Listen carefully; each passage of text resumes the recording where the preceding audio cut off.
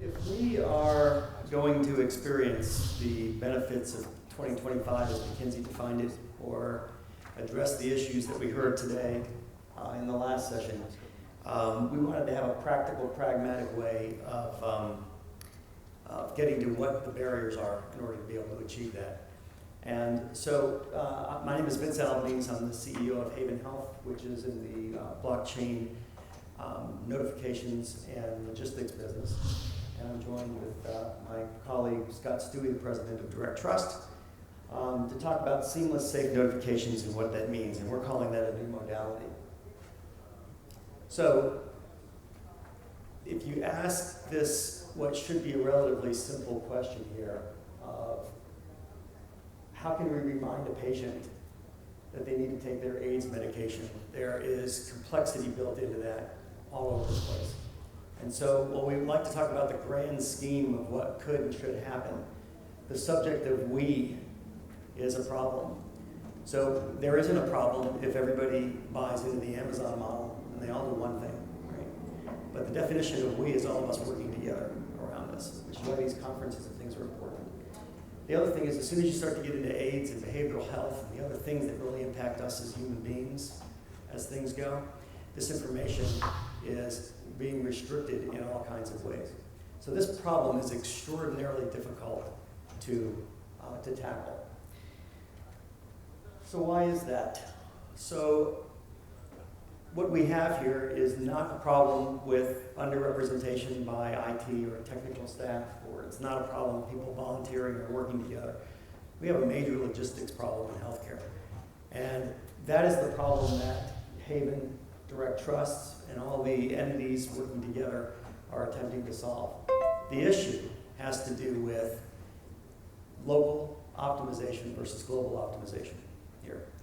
So until we begin to look at the entire problem from end to end, as this described, and to work through the logistics there, we're really never going to get to a solution that's meaningful. What local optimization means is that if you're a payer and you develop the world's best healthcare portal for handling prior authorizations, but the doctor has 6 of them that they have to deal with, then you are locally optimizing. Right? If you're the American Medical Association working on mechanisms to reduce prior authorization, let's stick with that example for a second, and you come back with something that is biased toward the doctors, then you are locally optimizing. So we're working on solving this kind of a problem. What is the definition of why, if we don't do that, it's an issue? It's because you generate waste in the system. So I'm a student of Ellie Goldratt, which just indicates my age, I guess, on throughput and theory of constraints and those types of things. So fundamentally, global optimization is what we should be after in a healthcare setting, and it's our mission here. So I'm joined by Scott Stuewe, the president of DirectTrust, and we are working together. The point that this has to be solved from an industry consortium perspective is absolutely critical, and Scott, in my opinion, manages and runs one of the best in the country in that area. So the question that Scott asks is the kind of the dirty secret in how we operate, which is it's really the friction that comes from us not wanting to share PII that is preventing PHI from being distributed here. Competitors, political pressure, all kinds of things stop us from wanting to talk about who those patients really are. So that is the problem that we're working together on. And Scott, I'll turn it over to you for a market summary. Thanks, Vince. So, appreciate the opportunity to share a little bit with you all. So I've been roughly 30 years in the industry. I've worked as an interoperability expert, whatever that means, for a really long time, starting in the interface realm, system-to-system communication, all the way through today where regional and national networks are starting to play a huge role. And as we've gone through this exercise, from the very beginning of my work in the days when I installed my first master patient index system in 1999, just about the same place as where we are with regard to patient matching, which is to say, in patient matching, remember, is the problem of trying to get the artifact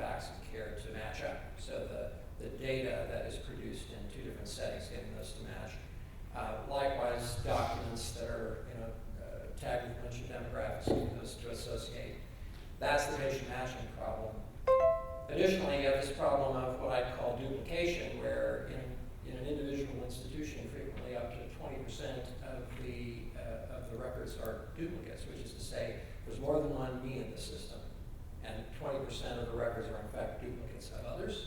That's actually pretty typical. In fact, in some large IDNs, that's a small number.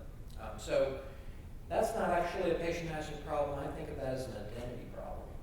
So these are the 4 big problems that we have yet to solve fundamentally. So I was involved in the Commonwealth effort when it first launched.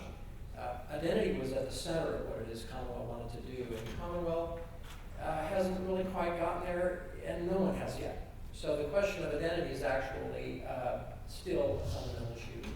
Next is consent. So consent, Vince talked a little bit about that. Consent's straightforward for treatment between providers as long as the data is not sensitive in any way.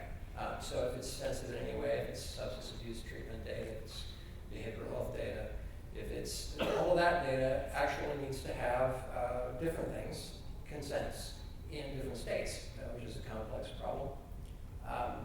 If you got explicit consent on everything, then it would work in all states. But in the absence of that, the rules are very different. The fourth is what I call this tension between mass centralization on the one hand and mass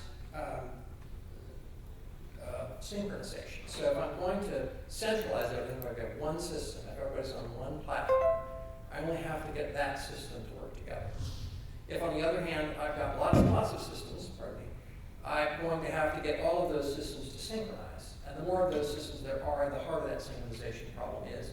This tension remains in our world and is actually codified in TEFCA. So if you're a reader of TEFCA, you appreciate that TEFCA basically set up the tension very, very dynamically by saying that there will be a relatively small number of highly centralized organizations that will nonetheless synchronize between each other for the purpose of patient identification, not for the records themselves, but for the patients. So this is the challenge we have. So if we're going to get past this, the fundamental issue is to grapple with a solution that might actually start with the identity problem. So if we actually build a system that was built on the notion that identity was at the source of what it is we needed to do first, that identity could basically solve the patient matching problem. And by identity, I mean, let's get it right to start. Let's identity proof people when they show up, wherever they show up, but then also issue them a credential that can be utilized in various settings. So that's what kind of the solution might look like. And then if in the process of doing that, we actually also involve the patient in the process and could capture their consent in the process of enrolling them in such an activity, enrolling them in a payer portal, for example. If a payer portal represents an identity proofing event that could be brought up to a certain level that would be adequate for the purposes of issuing a credential, which by the way they do already. Okay, they issue credentials to get access to your EOD. That's PHI. So you're getting access to PHI with the credential that you get in an identity proofing. That's probably not quite up to the standard of IAL2 under NIST's expectations, but it's pretty good. So could it be tuned up? Yes, it could. And if it were, and you captured the patient's identity and their consent at the same moment, and then issued them a digital credential at that moment, you could get a lot done, and a lot would work better. So that's the fundamental thought. Now, notifications as a modality is a little different than query and push. So push is DirectTrust is we run the DirectTrust network, which is to say we're the operators of or our members are the operators of a network that run basically 1 billion transactions a year at this point through being pushed back and forth by people who know who they're sending to because of our trust framework. That's different than query, which is, the patients are in front of me, where are their records? And it's also different from this notifications idea. Notifications is different because it involves all this interest in communications. So notifications are really of greatest interest to the payer. The payer would like to have notifications on virtually anything that happens to their patient, but they'd also like to have the ability to communicate to the patient and the provider in order to, aggressively manage care. So that's the kind of the subtext of what a federated subscription-based notifications model would do from a value proposition standpoint. Starting with the notion of identity first, simplifying the problem of NPI, because NPI is frankly a costly aspect of how we do interoperability today. So skipping over the TEFCA world to a world in the future where everyone's communicating via FHIR or other mechanisms that are point-to-point without necessary intermediaries. How does that look in a world where I've got this sort of mass synchronization that is an expectation? So this is, I think, the context we're looking at kind of laying. The interesting thing about working with Vince is that Vince is a blockchain company now, so Vince works for a blockchain company. Blockchain has a potential role to play around undermining this fundamental tension between centralization and synchronization for the purposes of something that would be manageable. So if you start with something like the subscriptions on a patient, you could have the subscriptions contain the who, what, where, and why about this particular subscription. Would be the what identity proof individual is it about, what identity proof individual is interested in receiving information about this, and then what do I want to know about, and is consent obtained. So all of that could be managed in a distributed ledger. So this is, I think, what makes distributed ledgers most useful is that they have this ability for different authorities to manage a single asset. This is, again, the challenge. If payers don't want to share 300 million records, or frankly, whether they want to share them or not, it's just tactically challenging to provide 300 million records and then update them about 20% of them or whatever a year on a day when open enrollment concludes. I mean, this is the challenge of, if they can manage that in their own environment, in their own node of a distributed ledger, that's the thinking about how this might work. So I'll turn it back over to Vince, and he's getting considerably more tactical than my finance guy stuff.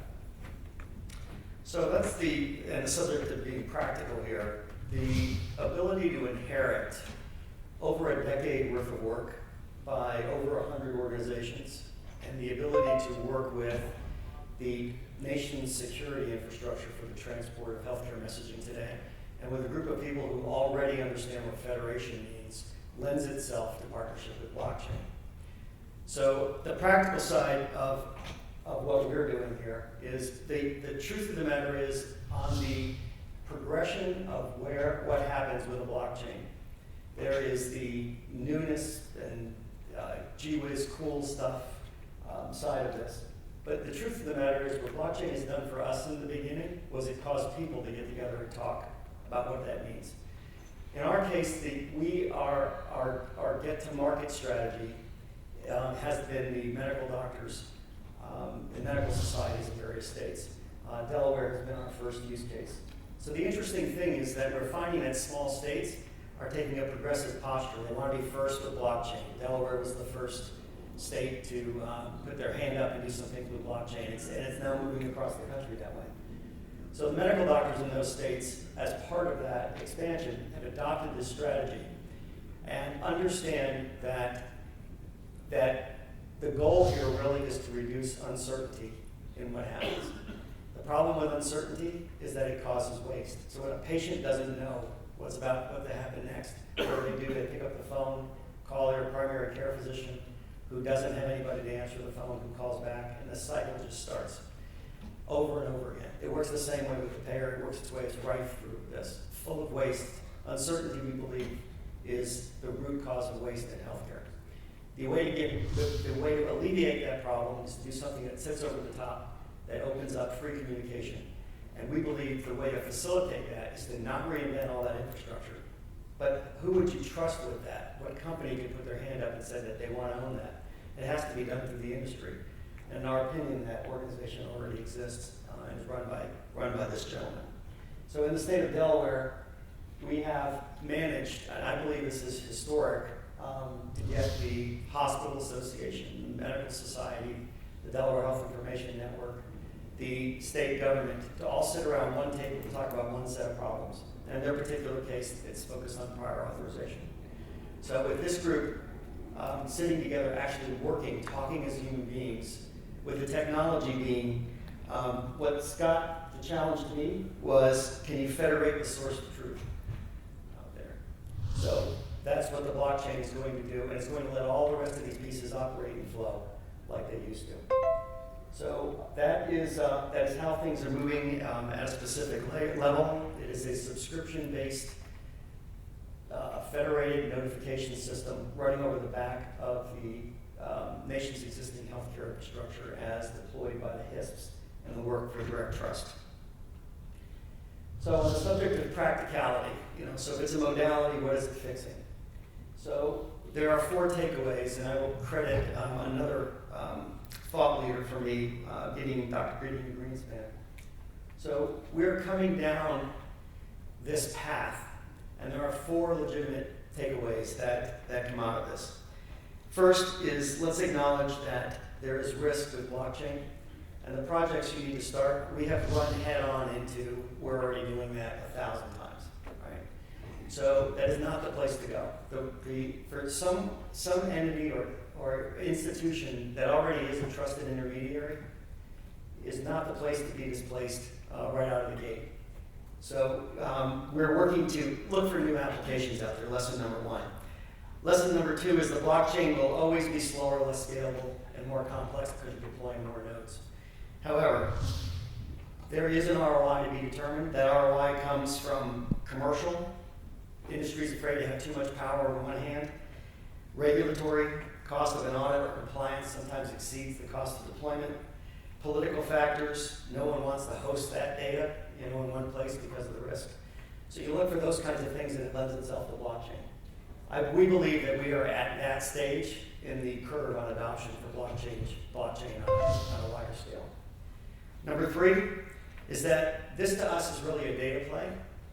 So, and what that means is it is different than an asset-based transaction on a blockchain. When you're replicating data, everybody is getting a copy or a pointer to the copy of that. So we are not doing there's no smart contracts, certainly no cryptocurrency, none of those things play, because in this case, all we're doing is we're really making sure that we are replicating data in a reliable, safe, and immutable manner. Number 4 is that it isn't really so much about transformation and revolution. We're talking about where we're going to be in 2025. I think that's the appropriate time frame. So this is slow adoption by risk-averse institutions where the privacy of our data as patients comes together. We want to be able to answer that question we asked at the beginning, that the patient, the AIDS patient, should be able to get from any institution. So if you're Apple and you can go end to end, you have the problem solved, you really don't need any of this. But we believe the world is going to always have institutions that need to interoperate, that need to be able to communicate with each other. And as such, the need to federate that, we think is paramount and critical, and the blockchain plays an important role there. So I will say that when I first approached Scott with the idea of a blockchain a year ago, that this is a long-term Cerner employee, ex-Cerner employee here, and I was skeptical, even in the beginning. He's seen a lot of technology come and go. But this idea has really germinated in a way that, truthfully, getting Scott to a blockchain conference is a big deal. But it's indicative of the adoption of these kinds of technologies as a technology, not as pixie dust or something you're going to sprinkle over something to effectively work. So we're doing practical, pioneering work. We're excited to be here. And Scott, thank you for the efforts of you and your entire organization in supporting this idea of federating it. Anything you'd like to close with? Sure. Well, just by way of closing, yeah. So I think the notion that the things we already have lying around. So there are lots and lots of organizations that today deploy notification systems. There are hundreds of platforms deployments. So the question of could you actually maintain those existing connections and allow for them to share a source of truth So the combination of a blockchain-based subscription database and a trust framework that enables the exchange across that model that is in existence today, which is DirectTrust, is, I think, a powerful opportunity we have.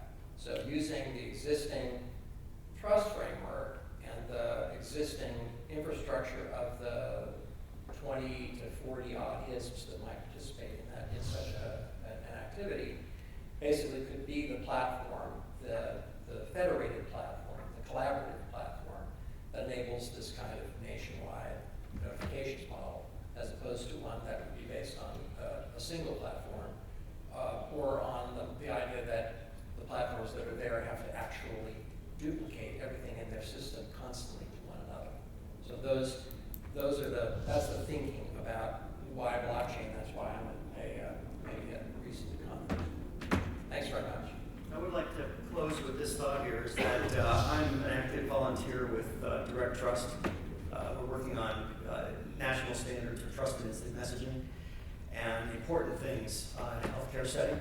Scott and I also serve on the board of the Discover Alliance, which is another 501c6 that is working to enable discovery across the healthcare ecosystem.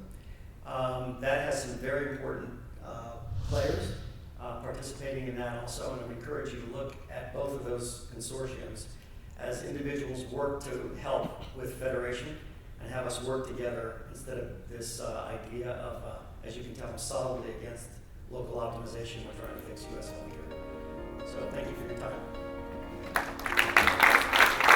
The 2019 Converge to Accelerate conference is brought to you by IEEE, the world's largest technical professional organization for the advancement of technology, Boehringer Ingelheim, passionately working to improve healthcare, NASCO, advancing digital health together, IPSI US, the Association of Independent Workers, for one, for all, Partners in Digital Health, publishers of the forward-reaching blockchain in Healthcare Today and Telehealth and Medicine Today. Special consideration to iWorker in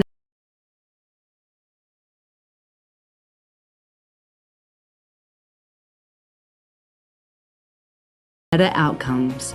Haven Health Solutions, providing true blockchain transactional interoperability. Special thanks